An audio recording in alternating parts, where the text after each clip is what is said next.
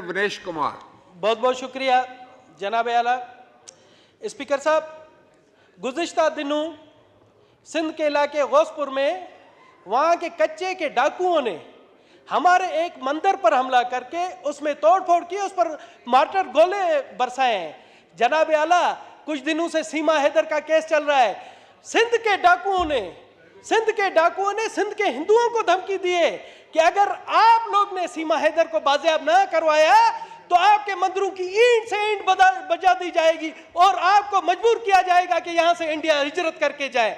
जनाब आला, ये क्या मजाक है? हम पाकिस्तान के झंडे का सफेद हिस्सा है। पाकिस्तान हमारी मां है और हमें ऐसी धमकियां दी जा रही हैं। जनाब आला, हम कहते हैं कि अगर पाकिस्तान की तरफ इंडिया टेढ़ी नजर से देखता है तो सबसे पहले दिनेश कुमार का खून हाजिर होगा।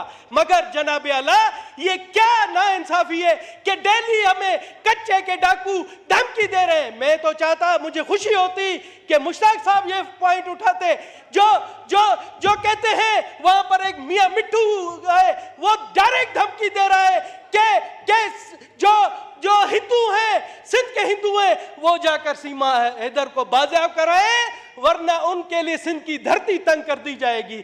जनाब ले, ये कहां का इंसाफ है? और इस पर आज तक किसी ने आवाज बुलंद नहीं की। मैं कहता हूं मुश्ताक साहब, आप मियां मिट्टू की तारीफ करते थे तो इसकी भी मजम्मत करें। मेरे पास उसका वीडियो पैगाम है जिसमें हिंदुओं को धमकी दी गई है। जनाब आला, वहां से घोटकी के हिंदू, गदकोट के हिंदू, जेकाबाद के हिंदू अब बेचारे अपनी मजहबी इबादत गाहों में नहीं जा रहे क्योंकि उनको खुल्लम खुल्ला धमकी दी गई है कि उनके मंदिरों को वाटर गोलों से, उनके मंदिरों को बमों से उड़ा दिया जाएगा।